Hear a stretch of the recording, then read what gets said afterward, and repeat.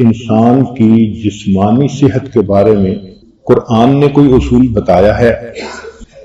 تو ہارون رشید نے علماء کو کہا۔ ایک عالم کھڑے ہوئے اور انہوں نے کہا جی ہاں بتایا ہے۔ کون سا؟ کہ قرآن نے جسمانی صحت کا ایک اصول بتایا، کلو واشربو ولا تسرفو، تم کھاؤ پیو مگر اسراف نہ کرو، اوور ایٹ نہ کرو۔ تو وہ بہت حیران ہوا کہ اس سے بہتر اصول تو اچھی صحت کے لیے کوئی بھی نہیں ہو سکتا۔ پھر اس نے کہا کہ اچھا یہ بتاؤ کہ کیا تمہارے پیغمبر اسلام نے بھی بتایا کچھ؟ تو انہوں نے حدیث کوٹ کی جس کا ترجمہ یہ ہے کہ سٹومک، معدہ تمام بیماریوں کا گھر ہے، جسم کو وہ چیز کھلاؤ جس کی اس کو ضرورت ہے، اور الوقایۃ خیر من العلاج، پرہیز علاج سے بہتر ہے۔ وہ عیسائی طبیب کچھ دیر سوچتا رہا اور کہنے لگا کہ میری پوری زندگی کا تجربہ ایک طرف، ان دو اصولوں نے طب کے معاملے میں کوئی کمی پیچھے نہیں چھوڑی۔ جو ان اصولوں پہ عمل کر لے گا اس کی جسمانی صحت ہمیشہ اچھی ہوگی۔ چنانچہ چند باتیں یہ آج وقت کی کمی کی وجہ سے جلدی جلدی بتاتا جائے گا، نوٹ کر سکیں تو بہت اچھا، ورنہ بعد میں سی ڈی وغیرہ سے نوٹ کر لیجئے گا۔ پہلا ہے سور تھروٹ، یہ بچوں میں اکثر ہو جاتا ہے۔ تو اگر ٹوڈلر ہیں، بچے 3-4 سال کی عمر کے ہیں، تو ان کے لیے بہترین نسخہ 1 چمچ لیمن جوس اور 1 چمچ ہنی، دونوں کو ملائیں، 20 سیکنڈ مائکرو ویو کریں اور اس کے بعد بچے کو دیں۔ بچہ انجوائے بھی کرتا ہے سویٹ ساور چیز کو، اور سور تھروٹ اتنا جلدی ٹھیک ہوتا ہے کہ انسان حیران ہوتا ہے۔ دوسری بیماری ہے کف۔ بچوں میں یہ کف کی بیماری اکثر ہو جاتی ہے۔ 1 سال کے کم عمر والے بچے کو شہد دینا یہ تجربے سے ابھی ثابت نہیں ہوا، لہذا انفینٹ کو ابھی نہیں دینا چاہیے، لیکن جو 1 سال سے بڑی عمر کے بچے ہوں ان کو آپ آرام سے شہد کھلا سکتی ہیں۔ کھانسی کے لیے صرف ہنی یہ بھی بہت کافی ہے۔ It contains illness fighting antioxidants and antimicrobials۔ جب بچہ رات کو سونے لگے تو سونے سے پہلے 1 چمچ شہد اس کو کھلا دیں۔ اس کا فائدہ مارکیٹ کے بنے ہوئے کف سیرپ سے بھی کئی گنا زیادہ بہتر ہوتا ہے اور بچے کو نیند بھی آتی ہے۔ اور اگر اس میں جھنجر ڈراپ ڈال دیے جائیں ہنی میں تو اور افیکٹو ہو جاتا ہے۔ ہومیوپیتھک کی ایک دوائی ہے چیسٹل، CHESTAL، یہ بھی کھانسی کے لیے اتنی مفید ہے کہ ان 1 ڈوز میجیکلی کھانسی ختم ہو جاتی ہے۔ تیسری بیماری جو بچوں میں کامن ہے وہ کولک ہے۔ تو کولک کے لیے کیمومل ٹی وہ سب سے بیسٹ ہے، دن میں 3 اونس بچے کے لیے کافی ہوتی ہے۔ It relaxes the intestinal muscles and calms down a baby۔ Homeopathic کی دوائیوں میں ایک دوائی کا نام ہی ہے کیمومل، یہ بہترین دوائی ہے بچوں کے لیے۔ چوتھی چیز ہے بگ بائٹ، کہ بچے کو بعض اوقات چیزیں کاٹ لیتی ہیں، تو 1 چمچ کے اندر تھوڑا سا پانی ڈال کے اس میں بیکنگ سوڈا ڈال دیں، پیسٹ بنا کر لگا دیں۔ یہ فوراً زخم پر لگانے سے بچے کو درد کم ہو جاتی ہے۔ 5ویں چیز ہے نوز بلیڈ، کہ بچوں کو نوز بلیڈ ہوتا ہے، اس میں یہ جو شملہ مرچ ہے اگر یہ خشک کی ہوئی ہو تو اس کا پاؤڈر بہت فائدہ مند ہوتا ہے۔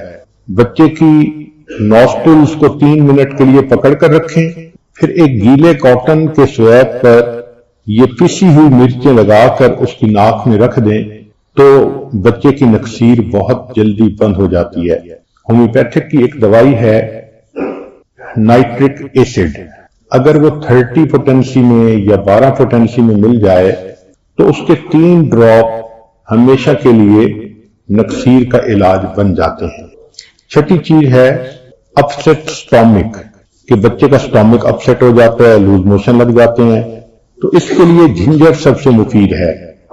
تو جنجر ہے اینٹی اسپاسموڈک پراپرٹی، لہذا یہ سیٹل ڈاؤن کر دیتی ہے مسل کی کنسٹرکشنز کو جو ٹمی میں ہو رہی ہوتی ہے، تو تکلیف بھی کم ہو جاتی ہے اور پیٹ بھی ٹھیک ہو جاتا ہے۔ ساتویں چیز ہے کہ بچے کو نزلہ زکام نیسل الرجیز ہو جاتی ہیں، تو اس کے لیے ایپلز بہت مفید ہیں۔ چنانچہ ایپل کے اندر ایک فلیونائڈ ہوتا ہے، وہ اس کے لیے بہت مفید ہے، انہیبٹس دی باڈی ریئیکٹ کرنے کے لیے۔ چنانچہ releases histamine allergies compound that triggers increase mucus production, sneezing, watery eye, یہ ساری کی ساری خود بخود ٹھیک ہو جاتی ہیں۔ ایک اصول اور بھی ہے کہ کسی شہر میں بچے کو الرجی ہو تو اس شہر کا شہد بچے کو 1 چمچ کھلائیں۔ وجہ یہ کہ اس شہر کی جو شہد کی مکھیاں ہوتی ہیں، انہوں نے وہاں کی سبزیوں سے، پھلوں سے، پھولوں سے نیکٹر لیا ہوتا ہے اور شہد بنایا ہوتا ہے، تو اس شہر کی فوڈ الرجیز کے لیے اسی شہر کا شہد، ہنی، وہ بہت جادو کی طرح کام کرتا ہے۔ پھر 8ویں چیز ہے ڈائریا۔ چنانچہ اس کے لیے یوگرٹ کا استعمال بہت اچھا ہے، اس میں پروبیوٹک جو بیکٹیریا ہوتا ہے وہ بہت اچھا ہوتا ہے، لہذا اگر آپ کچھ دہی لے لیں، پھر اس میں کچھ کیلا کاٹ کر ڈال دیں اور اس کو شہد میں ملا دیں، تو یہ 3 چیزیں کھانے سے ڈائریا فوراً ٹھیک ہو جاتا ہے، اور بچے کو یہ ٹیسٹی بھی لگتا ہے، بچے پسند بھی کرتے ہیں۔ سویڈن میں لوگوں کے ہاں یہ کامن پریکٹس ہے، وہاں ڈائریا کی دوائی نہیں کھائی جاتی، جب بھی ڈائریا ہو تو یوگرٹ، پھر اس میں کیلا اور ہنی ملا کر، تو اس کو اگر کھا لیا جائے تو یہ ڈائریا کا بہترین علاج ہے۔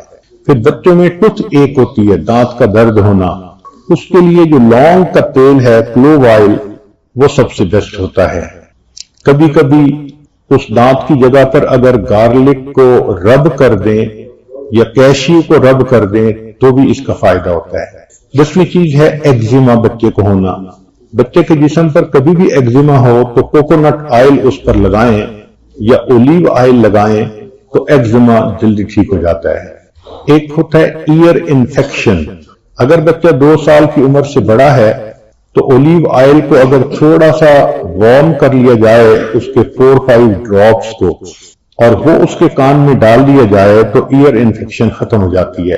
اگر اس سے بڑا بچہ ہے، ٹین ایجر ہے، تو پھر 7 ڈراپ کے قریب تیل ڈالنا زیادہ فائدہ مند ہوتا ہے۔ ایک ہوتا ہے ریڈیوسنگ فیور، اگر ریڈیوسنگ فیور ہو تو را اونین کو سلائس کریں اور بچے کے پاؤں کا جو نیچے سول ہے، ننگا پاؤں، اس کے اوپر رب کریں، اللہ کی شان کے ریڈیوسنگ فیور اس سے ٹھیک ہو جاتا ہے۔ کبھی کبھی بچے کے سر میں خشکی ہو جاتی ہے، ڈینڈرف اس کو کہتے ہیں، اس کے لیے یوگرٹ اور بلیک پیپر کو ملا کر یا زیتون کا تیل استعمال کروائیں تو یہ تینوں چیزیں خشکی کو ختم کر دیتی ہیں۔ اور اگر 1 سپون لیمن جوس ہو تو اس میں 5 سپون کوکونٹ آئل کے ملا دیں اور ان کو سر کے اوپر لگوائیں تو خشکی بالکل ختم ہو جائے گی۔ اگلی چیز ہے بچے میں ٹیتھنگ کا ہونا، یہ ہر بچے میں ہوتا ہے پروسیس، اور بچہ ان دنوں بہت انکمفرٹیبل فیل کر رہا ہوتا ہے، تو اس کے لیے بچے کو بنانا فروز کر کے دیں تاکہ بچہ اس کو منہ میں چوسے تو اس کو سودنگ ایفیکٹ مل جاتا ہے۔ آئس اے ٹاول یا ice a baby bottle nipple side یا آفر اے ٹیتھنگ بسکٹ، وہ بھی اچھا ہوتا ہے، یا ویٹ ٹاول ان فریزر وہ رکھ کے دیں، یا slide your baby a refrigerated spoon, ایک سپون جس کو میٹیلک سپون کو آپ نے فریزر میں رکھا، وہ ٹھنڈی ٹھنڈی اس کو دے دیں تو بچہ اس کو منہ میں ڈالتا ہے اور اس سے بچے کو سودنگ ایفیکٹ مل جاتا ہے۔ یا ایپل ویجز ہوتے ہیں، ان کو اگر ایک جالی کے کپڑے میں ڈال کے ریفریجریٹ کر دیں تاکہ بچے کو چوکنگ نہ ہو تو یہ بھی بہت اچھا ہوتا ہے۔ یا پھر ایک کیرٹ کو آپ چھوٹی کیرٹ کو رکھ دیں تاکہ اس کو بھی بچہ اپنے منہ میں چبائے، مگر ان چیزوں میں ٹوٹنے والی نہ ہو، اس کو جالی کے کپڑے میں باندھ کے دیں تاکہ بچے کی چوکنگ نہ ہو، اس کا بہت خیال رکھنا چاہیے۔ پھر مساج گمز کو کر لیا جائے تو اس سے بھی فائدہ ہوتا ہے، اور مساج کریں سافٹلی کلیئر فنگر کے ساتھ۔ پہلے اپنی فنگر کو اچھی طرح دھوئیں، ایسا نہ ہو کہ فنگر کا بیکٹیریا الٹا بچے کو اور کوئی نقصان دے۔ پھر بچے کو چاہیے کہ کوئی بڑا چیز دے دیں جو بہت ہائیجینکلی کلین ہو تاکہ بچہ اس کو چیو کرتا رہے۔ اس کے لیے یہ جو لونگ کا تیل ہے یہ بھی بہت فائدہ مند ہوتا ہے، مگر اس کا لمیٹڈ یوز کرنا چاہیے۔ آئس کیوبز ایسے بچے کو دے دیے جائیں تو وہ بھی بہت اچھے ہیں، بچہ آئس کو چباتا بھی رہتا ہے اور آئس پگھلتی بھی ہے، اس کو اچھا بھی لگتا ہے۔ تو ٹیڈنگ کے لیے یہ تمام چیزیں بہت یعنی ٹیسٹڈ چیزیں ہیں۔ ایک ہوتی ہے کار سکنس، سفر میں جانا ہے اور بچے کو کار سکنس ہوتی ہے، تو اس کے لیے اگر فریش جنجر ٹی بنا کے بچے کو 1 کپ پلا دیا جائے، 2 سال سے بڑے بچے کے لیے یہ نسخہ بہت اچھا ہے۔ اس کا طریقہ یہ ہے کہ 1 چمچ شریڈڈ جنجر ہو، 4 اونس واٹر کے اندر اس کو 5 منٹ کے لیے گرم کریں، پھر شہد ملا کر بچے کو سفر سے 1 گھنٹہ پہلے پلا دیں تو بچے کو کار سکنس نہیں ہوگی۔ اگر بچے کو کہیں مائلڈ سویلنگ ہوتی ہے، فیل ہو رہی ہے، تو جو کیکمبر ہے اس کے ٹھنڈے سلائس اس جگہ پر تھوڑی دیر کے لیے رب کریں تو اس سے سویلنگ جو ہے وہ ختم ہو جاتی ہے۔ بچے کا گلا خراب، اس کے لیے نمکین پانے کے غرارے بھی بہت اچھے ہوتے ہیں۔ اگر بچے کو کنسٹیپیشن فیل ہو رہی ہے تو کاسٹر آئل ملک میں ڈال کے استعمال کروائیں، اور یہ بھی ہے کہ ایک بڑا banana with warm glass of milk, اگر بچے ٹین ایجر ہیں تو ان کی کنسٹیپیشن کے لیے یہ بہت اچھا ہے۔ ایک گولی ہے سینا، SENNA، اگر یہ دی جائے تو کنسٹیپیشن بہت جلدی ختم ہو جاتی ہے۔ کبھی بچوں کو سکریشز آ جاتے ہیں، وونڈ آ جاتے ہیں، تو ان کے لیے ٹرمیرک پیسٹ یعنی ہلدی کا جو پیسٹ ہے وہ بہترین ہیلنگ ایفیکٹ رکھتا ہے۔ اگر بچے کا جسم خدا نہ خواستہ کہ جل جائے تو فوری طور پر اگر آپ کے پاس شہد ہے تو وہ لگائیں، انڈا ہے کچا وہ لگا دیں، یا جو دانتوں کی پیسٹ ہوتی ہے وہ لگا لیں۔ ان چیزوں کے لگانے سے اس کی سکن پہ نشان بھی نہیں رہتا اور برن کو جلدی ریمیڈی مل جاتی ہے۔ اگر بچے کو ڈائجسٹو پرابلم ہے تو اس کے لیے جو بڑی الائچی کہی جاتی ہے اس کو 1 گلاس پانی میں ڈال کر آپ چولہے کے اوپر ابال کے ٹھنڈا کر لیں، پھر اس پانی کو بچے کے فیڈر بناتے ہوئے استعمال کریں تو گیس پرابلم اور ڈائجسٹو پرابلم بچے کا ختم ہو جائے گا۔ آخری چیز کہ بچے کے برین کی ڈیولپمنٹ کے لیے فش آئل بہت ضروری ہے۔ اس کا طریقہ یہ ہے کہ یا تو ہفتے میں 1 سے 2 دفعہ بچے کو فش کھلائیں، یا دوسرا طریقہ یہ ہے کہ کچھ ایسے کیپسول بھی ملتے ہیں کہ جو فش آئل والے ہوتے ہیں۔ اومیگا 3 فیٹی ایسڈ یہ ہوتا ہے فش آئل میں، اور یہ ایکسیلنٹ ہوتا ہے برین کی ڈیولپمنٹ کے لیے۔ اسی لیے جن ملکوں میں مچھلی کھائی جاتی ہے ان ملکوں کے لوگ بہت زیادہ ذہین ہوتے ہیں، ان کا IQ لیول بہت اچھا ہوتا ہے۔ سیلمن فش اگر مل جائے تو یہ اور بھی اچھا ہے۔ اور سیلمن فش کا ایک فائدہ یہ بھی ہے کہ اندر باڈی کے اندر بھی کہیں انفلیمیشن ہو تو یہ اس کو بھی ختم کر دیتی ہے۔ اب کچھ ہومیوپیتھک کی دوائیاں ایسی ہیں کہ جو لو پوٹینسی میں اگر گھر میں رکھ لی جائیں تو وہ بھی چھوٹی موٹی بچوں کی بیماریوں کے لیے پیٹنٹ علاج ہیں۔ مثلا بائٹس اینڈ سٹنگز کے لیے ایپس دوائی کو استعمال کریں 6 پوٹینسی میں یا 12 میں یا 30 میں۔ 30 سے نیچے جو بھی مل جائے وہ سیف ہے۔ اگر شوک یا ایکسیڈنٹ ہوا ہے اس کے لیے آرنی کا استعمال کروائیں۔ فوڈ پوائزننگ ہوئی ہے تو آرسینک ایلبم استعمال کروائیں۔ اگر بچے کو ہائی فیور ہو گئے اچانک تو بیلاڈونا کی 1-2-3 ڈراپ وہ امیزنگلی اس کے بخار کو ختم کر دیتے ہیں۔ اگر ڈرائی اور پینفل کف ہے تو اس کے لیے برائی اونیا کی 2-3 خوراکیں کافی رہتی ہیں. اگر برنز ہیں یا اسکالڈ ہیں تو کینتھرس اس کے لیے اچھی ہوتی ہے. ٹیتھنگ کے لیے کیمومیلا ایک مستقل دوائی ہے، پہلے بھی بتائی جا چکی. اگر بچے کو فلو ہو رہا ہے تو جیلسیمیم کی 1-2 خوراکیں اگر آپ دے دیں تو بچہ نارمل ہو جاتا ہے. اگر بچے کو کوئی ایموشنل شوق لگا ہے تو اس کے لیے اگنیشیا دوائی اسی لو پوٹینسی میں وہ بہت اچھی ہوتی ہے. اگر بچے کو کوئی کٹ لگ گیا ہے تو کیلنڈولا یہ دوائی اس کے لیے بہت اچھی ہے. اگر وومٹنگ اور نازیا فیل کر رہا ہے تو آئی کاک دوائی اس کے لیے بہت اچھی ہوتی ہے. ایک اور چیز بھی ہے کہ کچھ کتابیں آنکھوں پریشر کے بارے میں ملتی ہیں. ایک ہوتا ہے آنکھوں پنکچر کہ سوئیاں جسم میں ڈالنا اور اس سے علاج کرنا، یہ چائنیز کا طریقہ ہے، وہ صرف ڈاکٹر کر سکتا ہے. ایک ہے آنکھوں پریشر، ان کتابوں میں جسم کے پریشر پوائنٹس بتائے ہوتے ہیں کہ وہ پاؤں میں کہاں ہیں، ہاتھوں میں کہاں ہیں، سر میں کہاں ہیں. ہمارے جسم کے 3 ہی اینڈ بنتے ہیں نا، یا پاؤں اینڈ بنتے ہیں ایک طرف، یا ہاتھ بنتے ہیں، یا سر بنتا ہے. اللہ تعالیٰ نے ہماری جتنی نیورولوجی ہے اس کو ایسے بنایا کہ اینڈ کے اوپر ان کے سرکٹ کو چھوڑ دیا ہے. اگر اس جگہ پر اس نرو کو دبایا جائے تو اس بیماری کا بہت جلدی علاج ہو جاتا ہے. آپ حیران ہوں گی کہ اس وقت دنیا میں آکو پریشر بہت مقبول ہوتا جا رہا ہے. ہمیں سعودی عرب مدینہ میں ایک ڈاکٹر صاحب ملے، پاکستان کے تھے، بٹ وہ آکو پنکچر اور آکو پریشر میں بڑے اسپیشلسٹ تھے.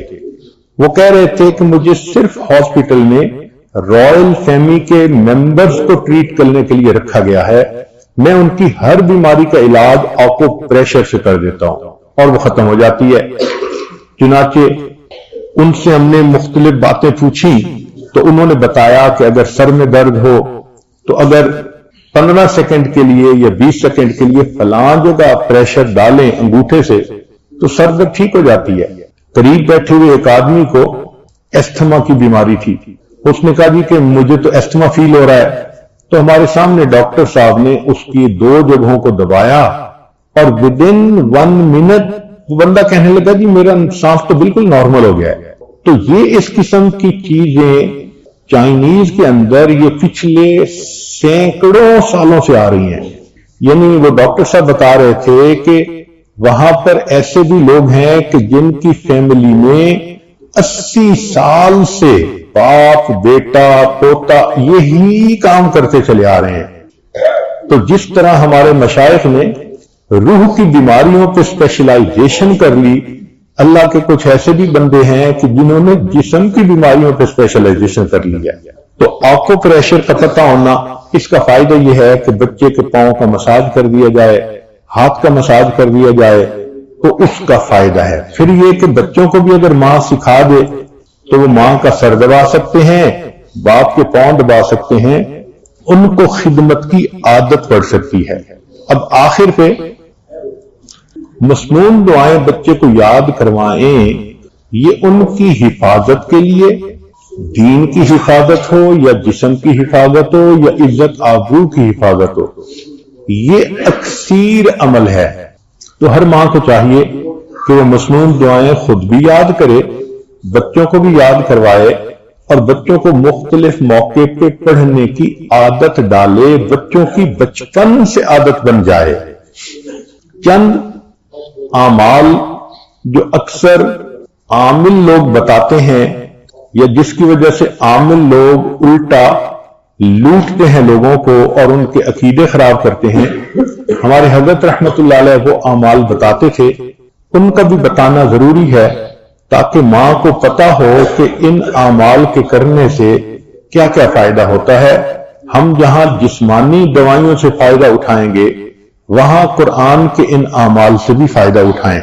ہمارے حضرت رحمت اللہ علیہ فرماتے تھے کہ جب کبھی رات کو نکلنا ہو ویرانے میں، جنگل میں، اور یہاں تو جنگل میں جانے کا بہت زیادہ رواج ہے، تو فرمایا کرتے تھے کہ شام سے پہلے اگر پڑھ لیا جائے چند مرتبہ سلام علی نوح فی العالمین، سلام علی نوح فی العالمین، تو اللہ تعالیٰ سنیک بائٹ سے یا اسکارپین کی بائٹ وغیرہ سے بندے کی حفاظت فرماتے ہیں۔ اسی طرح اگر سفر میں جانا ہے تو جس جگہ سے آپ نے جس جگہ تک جانا ہے دونوں کو سامنے رکھ کے تو پھر آپ الحمد شریف پڑھیں ایک مرتبہ، آیت الکرسی پڑھیں ایک مرتبہ، چاروں کل پڑھیں ایک مرتبہ، پھر درود شریف پڑھیں، اور ان دونوں پوائنٹس کا خیال رکھ کے اگر اس کے گرد ایک دائرہ بنا دیں تو اللہ تعالیٰ اس سفر میں بندے کی حفاظت فرماتے ہیں۔ حضرت مرشد عالم رحمت اللہ علیہ نے یہ عمل اس عاجز کو تہجد کے وقت بتایا اور یہ بھی فرمایا کہ میں نے یہ عمل اپنے بعض جو قریبی تھے لوگ موتا تھے فوت ہو چکے تھے ان کو کیا تو اللہ نے اس رات کے لیے قبر کا عذاب معاف کر دیا۔ تو یہ بہت اہم ہے سفر کے اندر حفاظت کے لیے۔ حضرت فرماتے تھے کہ اگر تم موت آنی ہے تو موت کو تو کوئی ٹال نہیں سکتا، موت کے علاوہ کوئی بھی مصیبت پریشانی ہوگی اللہ فرشتوں کے ذریعے سے اس سے محفوظ فرما دیں گے، چوری سے جسمانی نقصان سے انسان کی حفاظت ہو جاتی ہے۔ تو ایک عمل ہے کہ دشمن کا خوف، فرض کرو بچے کو کسی بندے سے ڈر لگتا ہے، یا آپ سفر میں جا رہی ہیں اور آپ نے ایئرپورٹ سے جانا ہے تو کئی مرتبہ پولیس کا ڈر اور امیگریشن کا ڈر، کسٹم کا ڈر، یہ یا کسی حاکم کا ڈر، تو کسی بھی بندے کا ڈر اگر ہو تو ہمارے حضرت رحمۃ اللہ فرماتے تھے کہ قرآن مجید کی آیت ہے سورہ یاسین میں وَجَعَلْنَا مِن بَيْنِ أَيْدِيهِمْ سَدًّا وَمِنْ خَلْفِهِمْ سَدًّا فَأَغْشَيْنَاهُمْ فَهُمْ لَا يُبْصِرُونَ۔ اس کو اگر پڑھ کے آیت کو اس بندے کی طرف پھونک دیا جائے، اللہ واقعی اس بندے کی آنکھوں پہ پردے ڈال دیتا ہے اور وہ بندے کو تکلیف نہیں پہنچاتا۔ ہم نے اپنی زندگی میں ہزاروں مرتبہ اس آیت کو پڑھ کے آنکھوں سے اس کا فائدہ دیکھا ہے۔ ایک ہے بچے کو نظر لگ جاتی ہے، اس کو نظر بد کہتے ہیں، یہ لوگوں کو بھی لگ سکتی ہے، اور ہمارا تجربہ یہ ہے کہ سب سے زیادہ نظر بچے کو ماں باپ کی لگتی ہے، کیونکہ وہ خود اس کو پیار محبت سے دیکھتے ہیں تو نظر تو اثر کرتی ہے، العین حق۔ تو اب اس کے لیے کسی کے پاس جانے کی ضرورت نہیں، قرآن مجید کی ایک آیت ہے ان اللہ سیبطلہ ان اللہ لا یصلح عمل المفسدین۔ اس آیت کو 3 مرتبہ پڑھ کے ماں خود بچے کو دم کر دے، روزانہ نظر کا اتارا ہو جائے گا اور بچہ دیکھیں بڑا کام ڈاؤن ہو جائے گا۔ اکثر بیبیز ویسے ہی پیارے لگتے ہیں اور اگر خوبصورت ہوں تو پھر تو اور ہی کچھ بات ہوتی ہے۔ تو بچے کو رات سوتے ہوئے یا صبح اٹھ کر اگر یہ آیت پڑھ کے 2 دفعہ 3 دفعہ دم کر دیا جائے تو بچے کے اوپر سے بری نظر کا اثر ختم ہو جاتا ہے۔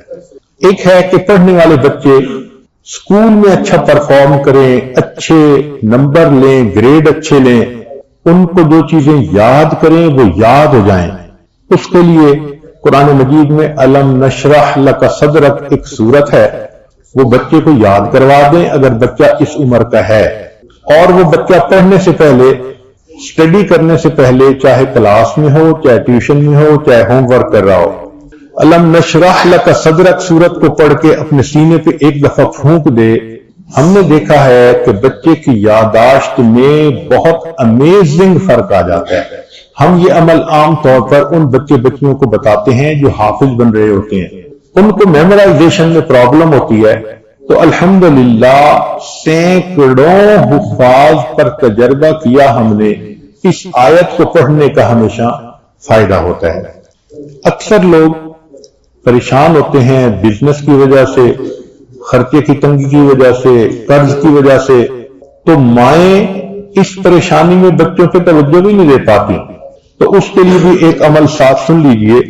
ہمارے حضرت مرشد عالم رحمت اللہ علیہ فرماتے تھے کہ جب بھی نماز پڑھیں ہر نماز کے بعد اول آخر ایک دفعہ درود شریف اور درمیان میں 7 مرتبہ سورت لإیلاف قریش، پوری سورت 7 دفعہ پڑھیں، چھوٹی سی سورت ہے، اور پھر دعا مانگیں اس عمل کو کرنے سے رزق کی کوئی بھی پریشانی ہو اللہ اس پریشانی کو دور فرما دیتے ہیں۔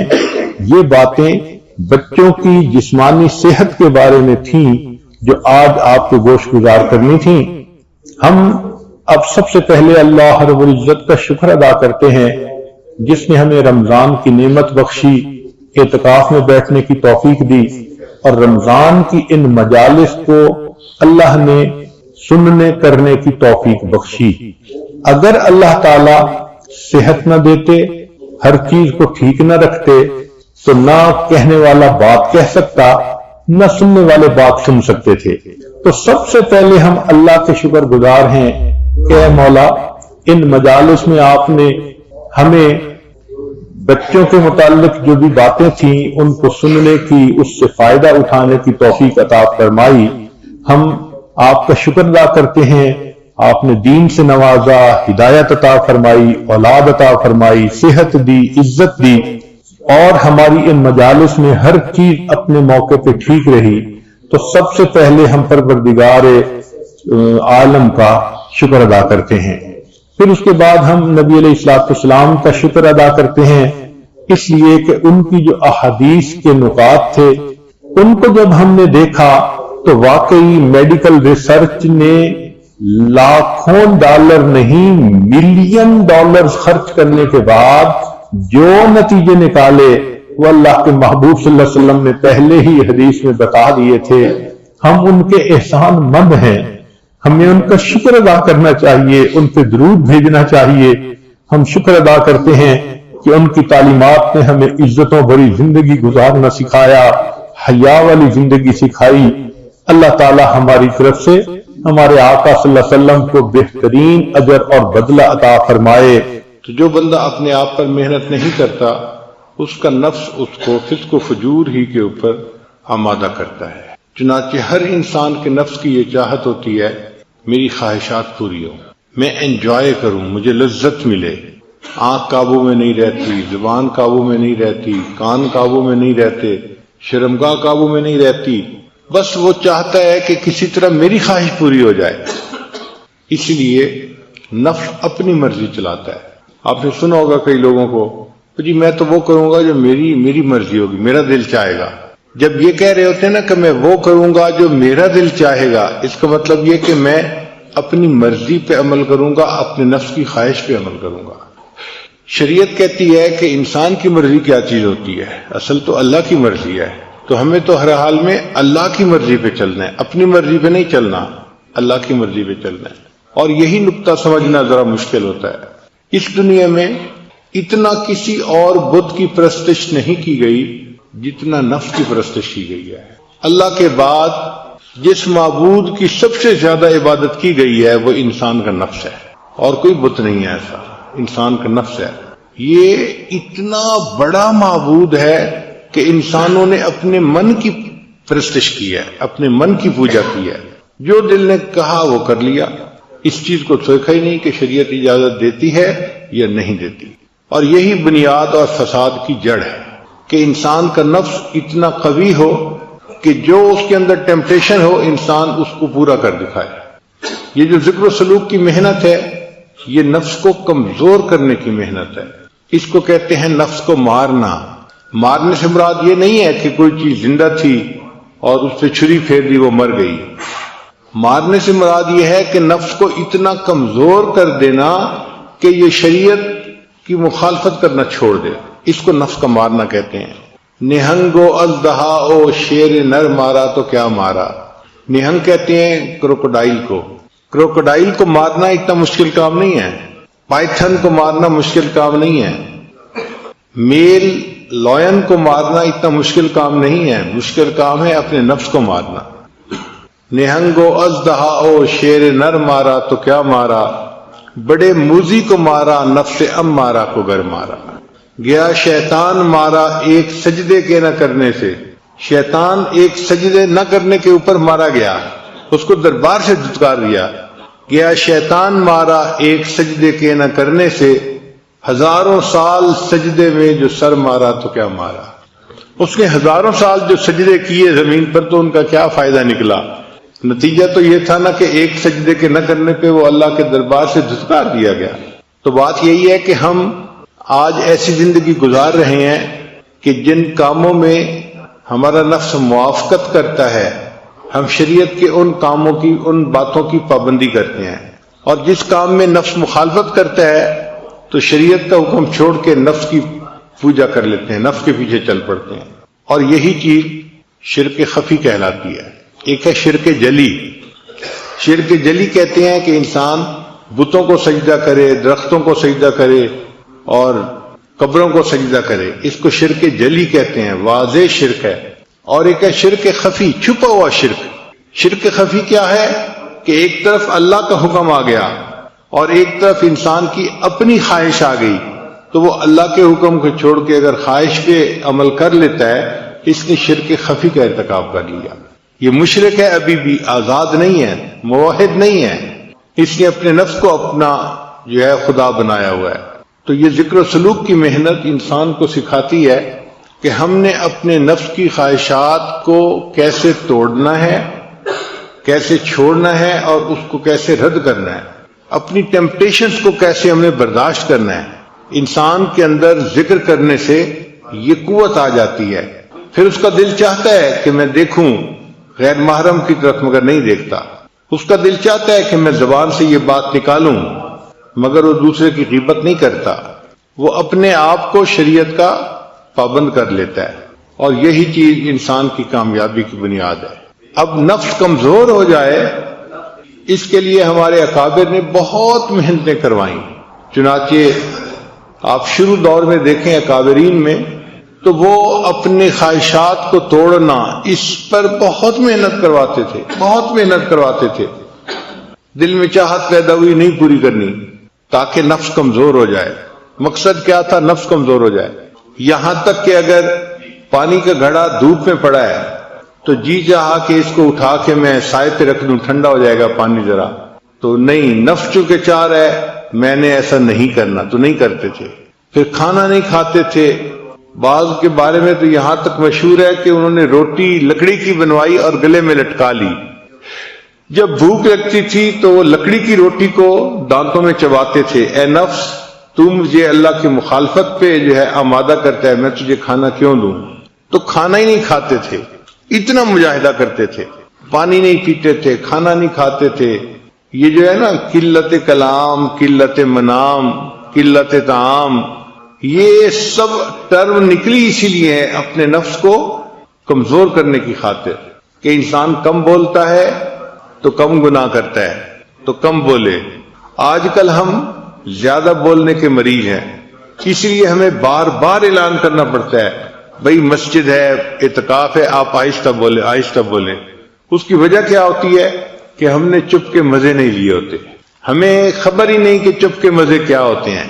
یہ چپ کے مزے ایسی نعمت ہیں کہ جس بندے کو نصیب ہو جائے اس کا بولنے کو دل نہیں چاہتا، وہ خاموش بیٹھا اپنے رب کی یاد میں لگا ہوا ہوتا ہے۔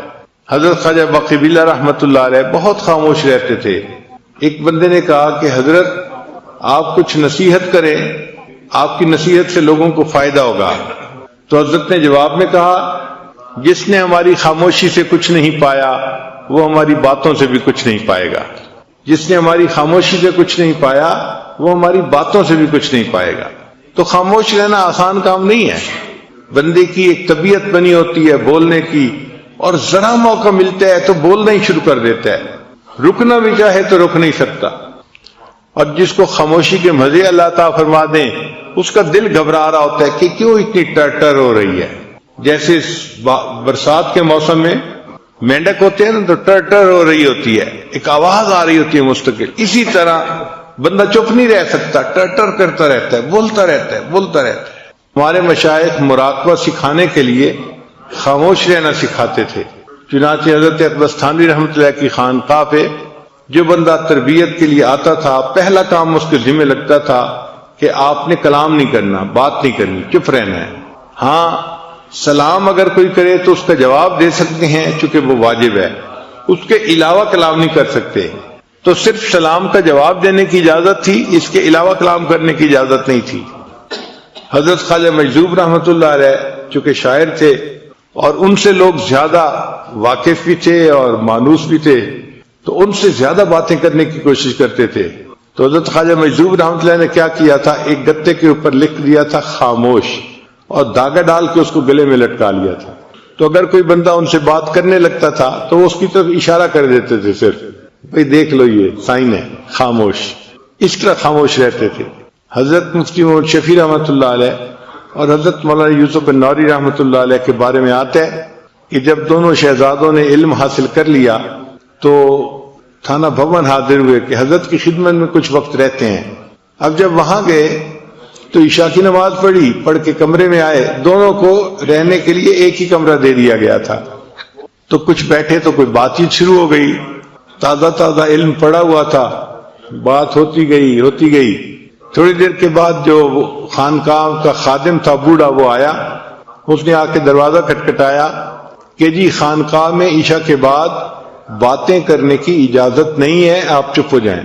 وہ چپ ہو گئے، مگر اس کو روٹین میں لیا، اور تھوڑی دیر کے بعد پھر کوئی مسئلہ شروع ہو گیا، پھر باتیں شروع ہو گئیں۔ جب پھر باتیں شروع ہونے لگیں تو تھوڑی دیر کے بعد وہ خانقاہ کا خادم آیا اور اس نے آ کے کہا کہ جی مجھے حضرت کی طرف سے یہ حکم ہے کہ جو ایک دفعہ منع کرنے پہ نہ رکے اور پھر باتیں کرتے رہے، اس کی سامان کی گٹھڑی اس کے سر کے اوپر رکھو اور اس کو خانقاہ سے دھکا دو، جاؤ۔ جب آپ نے بات سمجھنی نہیں تو رہنے کا کیا فائدہ، کیوں وقت اپنا بھی ضائع کر رہے ہو، ہمارا بھی ضائع کر رہے ہو۔ تو اس نے کہا جناب میں دوسری دفعہ آ کے بتا رہا ہوں، اب اگر میں نے آپ لوگوں کی آواز سن لی تو میں نے آپ کا سامان آپ کے سر پہ رکھنا ہے اور آپ کو خانقاہ سے نکال دینا ہے۔ پھر دونوں کو احساس ہوا کہ خاموشی کی اہمیت کتنی تھی، کتنا سیریس معاملہ تھا۔ پھر اس کے بعد وہ نہیں بولے۔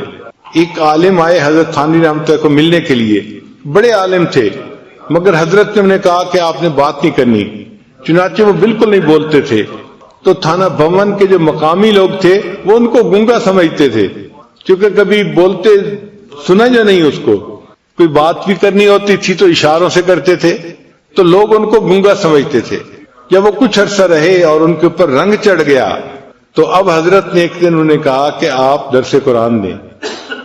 تو انہوں نے درس قرآن دینا شروع کیا تو مقامی لوگ حیران تھے اور آپس میں باتیں کر رہے تھے کہ دیکھو حضرت گنگوہی کی کرامت کے گنگے بندے نے بھی بولنا شروع کر دیا۔ تو مشائخ اتنا چپ کا مجاہدہ کرواتے تھے کہ بات ہی نہیں کرنی، اور واقعی چپ کے اپنے مزے ہیں، ہم اس سے واقف نہیں ابھی۔ اگر واقف ہو جائیں تو بات کرنا ہمیں مشکل نظر آئے، دل نہ چاہے بات کرنے کو۔ تو خانقاہوں میں جو رکھ کے محنت کروائی جاتی تھی، کم کھانا، کم بولنا، کم سونا، اس کم کا اصل مقصد یہ ہوتا تھا کہ نفس کمزور ہو جائے اور انسان کے لیے شریعت کے اوپر چلنا آسان ہو جائے، یہ شریعت پر چلنے کے راستے میں رکاوٹ نہ بنے۔ اس لیے اپنی خواہشات کو توڑنا یہ سب سے بڑی چیز سکھائی جاتی تھی کہ بھئی کوئی بھی خواہش دل میں پیدا ہو اس پر عمل نہیں کرنا۔ حضرت عبداللہ ابن عمر رضی اللہ تعالیٰ عنہ کے دل میں ایک مرتبہ خواہش پیدا ہوئی کہ میں مچھلی کھاؤں، بیمار بھی تھے، آخری وقت تھا، تو بیوی نے مچھلی بنوائی۔ جب مچھلی بن کے تیار ہوئی اور دسترخوان پہ لائی گئی تو اس وقت دروازے پہ ایک سائل آ گیا، اس نے کہا جی کہ مجھے اللہ کے لیے کچھ دے دو۔ حضرت نے وہ مچھلی اٹھا کے سائل کو پکڑا دی کہ میں نے اس کو آخرت کے لیے ذخیرہ بنا دیا۔ یعنی اپنی خواہش پہ عمل نہیں کرنا کہ میرے اندر چاہت جو پیدا ہوئی تھی کہ میں مچھلی کھاؤں، میں نے اپنی چاہت پہ عمل نہیں کرنا۔ اور آج کل تو اپنی ہی چاہت کا یعنی ماحول بنا ہوا ہے، ہر بندہ کیا مرد اور کیا عورت کرنا وہ ہے جو میرا دل چاہے، میرا جی چاہے، چھوٹے سے لے کے بڑے تک ایک ہی چیز ہے، اپنی خواہش پہ عمل کرنا۔ اس وجہ سے آج نفس اتنے موٹے ہیں کہ انسان کے قابو میں نہیں، اور ان کو کمزور کرنا ایک مشکل کام بن گیا ہے، حتیٰ کہ لوگ نیکی والی زندگی بھی اختیار کر لیتے ہیں، نیکی پہ آ بھی جاتے ہیں، مگر من مانی اتنی ہوتی ہے کہ ذرا نفس کے کچھ خلاف ہو جائے تو پھر دیکھو ان کو غصہ کیسے آتا ہے، اوفینڈ کیسے ہو جاتے ہیں، فوراً ایک ڈیفرنٹ بندہ نظر آنا شروع ہو جائے گا۔ ناگوار چیز تو برداشت ہی نہیں نہ ہوتی، اور اسی لیے ہمارے مشائخ جو ڈانٹ ڈپٹ کیا کرتے تھے نا، اس کا مقصد اصل یہی تھا کہ ناگوار چیز کو برداشت کرنے کی عادت آ جائے، اصل مقصد یہ تھا۔ اور انہوں نے فرمایا کہ اگر شیخ بلا وجہ کسی بندے کو جوتے مارے تو اس کو چاہیے کہ وہ جوتا پھر اٹھا کے اپنے شیخ کو دے. اور یہاں تو بات بات پہ لاجکس چلتی ہیں، اور یہ ایسے ہے اور یہ ایسے ہے، اور مقصد کیا ہوتا ہے کہ بس جو میری خواہش ہے وہ پوری ہو جائے. تو تصوف سیکھنے کے اصل مقصد ہے اپنے نفس کو کمزور کرنا اور اس کو شریعت کی لگام ڈالنا. جس نے اپنے نفس کو شریعت کی لگام ڈال لی اس کے گویا اپنے نفس کو مار لیا، اور دنیا جہان کی سعادتیں اس بندے کو نصیب ہو گئیں. چنانچہ تمام باطنی بیماریوں کا تعلق نفس کے ساتھ ہے. جتنی باطنی بیماریاں ہیں سب باطنی بیماریوں کا تعلق انسان کے نفس کے ساتھ ہے. مثلا شہوت، اس کا تعلق نفس کے ساتھ ہے. وَلَكُمْ فِيهَا مَا تَشْتَهِي أَنفُسُكُمْ وَلَكُمْ فِيهَا مَا تَدَّعُونَ. تو دیکھا شہوت کی نسبت نفس کے ساتھ کی گئی، تو شہوت کا تعلق بھی انسان کے نفس کے ساتھ ہے.